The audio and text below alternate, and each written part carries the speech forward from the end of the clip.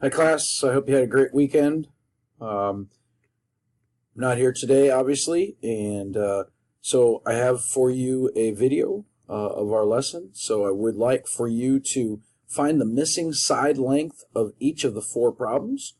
Please pause the video, take attendance on PowerSchool, and when you are done with that, come back and I'll have answers for you. So in problem number 1, we take 1.5 squared plus 2 squared equals our C, our hypotenuse, squared, and that answer is 2.5 inches. In number 2, we take 3 squared plus 3 squared, and that equals 3 times the square root of 2. Now, some of you may be wondering how I got that, but what we have is 3 squared is 9. 3 squared is 9. When we multiply those together, add those together, we get the square root of 18. So we can take the square root of 9 times 2 is 18. The square root of 9 is 3 times the square root of 2. In problem number 3, we take 14 squared plus x squared equals 50 squared. Our answer is 48 feet. And in the last one, we have 4 squared plus x squared equals 7 squared. We subtract the 4 squared again, and we get the square root of 33. Please hand out the homework sheets that are in the basket in the front. Students, I would like for you to do number 12, 22, and 36. Please put number 12, 22, and 36 answers on your sheet and turn that into the basket. Please pause the video, and when we come back, I will have the answers for you. Here are the answers for 10, 12, 14, 16, 18, 20, 22, 24, and 26. Please pause the video so that students can check their own work. When they are finished, you can start it up again, and I'll have the rest of the answers. Here are the rest of the answers for the homework problems. Students, I will be able to answer any questions that you have on this homework assignment on Tuesday when I return. Today our essential question is, in what other ways can you use the Pythagorean theorem? We know that right now a squared plus b squared equals c squared, and we can find one of our legs or the hypotenuse. In this activity, I have come up with a step to write a formula that you can use to find the distance between any 2 points. In step 1, they asked me to choose 2 points in the coordinate plane that do not lie on the same horizontal or vertical line. I labeled those points x1 and y1 and x2 and y2. I chose the 2 points of 2, 3, and I also choose -3, -2. In step 2, I was to draw a segment connecting the points. This will be the hypotenuse of the right triangle. So I drew this line right here. In step 3, I drew the horizontal and vertical line segments from the points of the legs to form the right triangle. So my last step that I did in this case was I drew this line down here, this line across here to make my right triangle. I labeled the points. Here was our original one and our other original one. Our new one is now 2, -2. In step 4, we are to use the x coordinates to find the expression for the length of the horizontal leg. So we have -3 minus 2. These are my x coordinates. So I subtract -3 minus 2 is -5. But distance is always positive, so the distance of this is 5. 1, 2, 3, 4, and 5. Also in step 5, we did the same thing except using the y coordinates. This time we went 3 minus -2 equals 5. Let me show you that one. So the y coordinates are 3 minus negative 2 equals 5. So this distance is also 5. 1, 2, 3, 4, and 5. In step 6, it says substitute the expressions for the lengths of the legs into the Pythagorean theorem. We know that one side was 5 squared plus the other side 5 squared equals c squared. In step 7, we are to solve that equation. Therefore, c equals the square root of 50, or 5 times the square root of 2.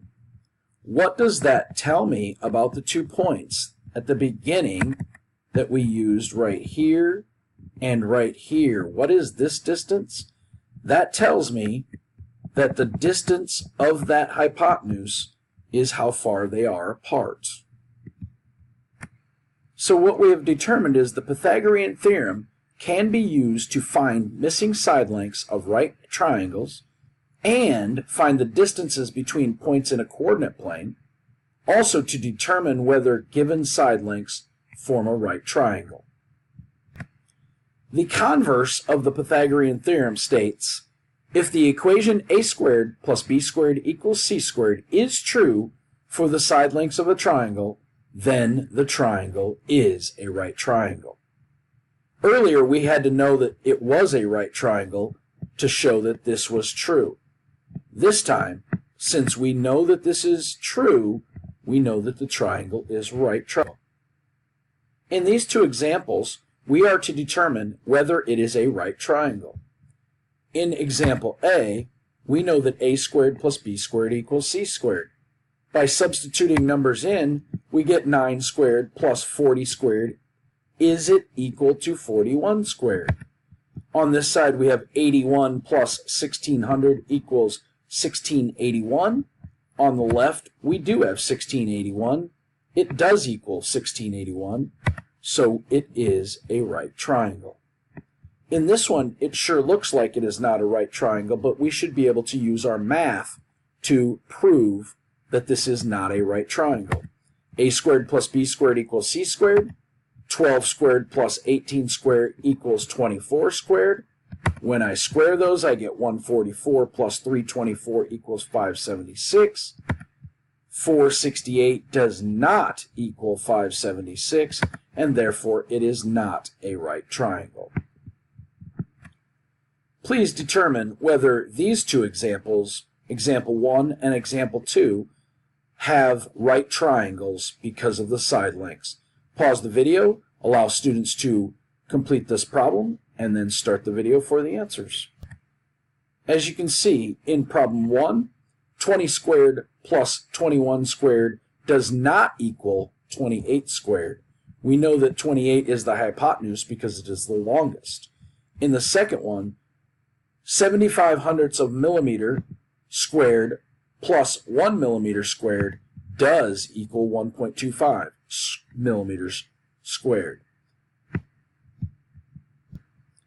As we found out in our earlier activity, the distance formula is the distance d between any 2 points x1, y1 and x2, y2 is given by the formula d equals the square root of x2 minus x1 squared plus y2 minus y1 squared. Basically, we are taking the square root of the x's plus the y's, taking the square root of that, and that gives us the d, or the distance between those two, which is c. In our next example, we are to find the distance between 1, 5 and -4, -2. Here is x1, y1. We chose 1, 5 for that, and we chose x2, y2 as -4, -2. As a reminder, we could have chosen x1, y1 to be this, and we could have chosen x2, y2 to be this. It does not matter which one you choose as long as they're in the same order. Next, we must use the distance formula. Distance equals the square root of x2 minus x1 squared plus y2 minus y1 squared. Substitute in our numbers. x2 is negative 4 minus 1 squared plus negative 2 minus 5 squared. As you can see, negative 1 minus 4, negative 4 minus 1 is negative 5. We will square that. Negative 2 minus 5 is also negative 7. Square that. When we get the answer, we will get the square root of 25 plus 49. That is the square root of 74, and that is our answer. The distance is the square root of 74 for the 2 points, 1, 5, and negative 4, negative 2. Please take a few minutes to find the distance between these 2 points in number 3, number 4, and number 5. Please pause the video and allow students to answer the questions. Start it up when they are ready, and I will have answers. Hopefully you were able to get the square root of 41 in number 3, the square root of 85 in number 4, and 5 in answer number 5 as well.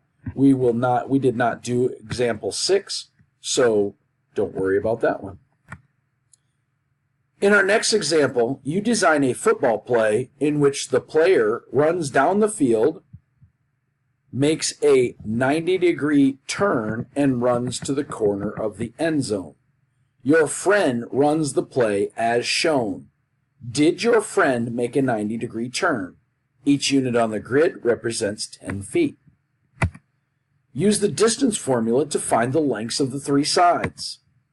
The distance of D1 right here is x2 minus x1 plus y2 minus y1. When we square that, we get this.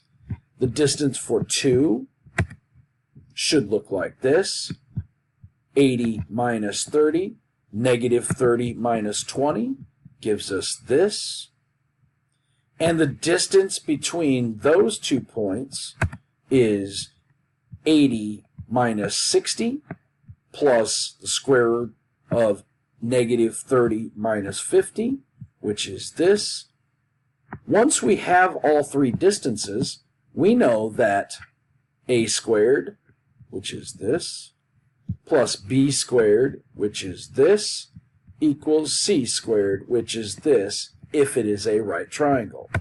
So therefore, I can substitute in a squared plus b squared and see if that equals c squared.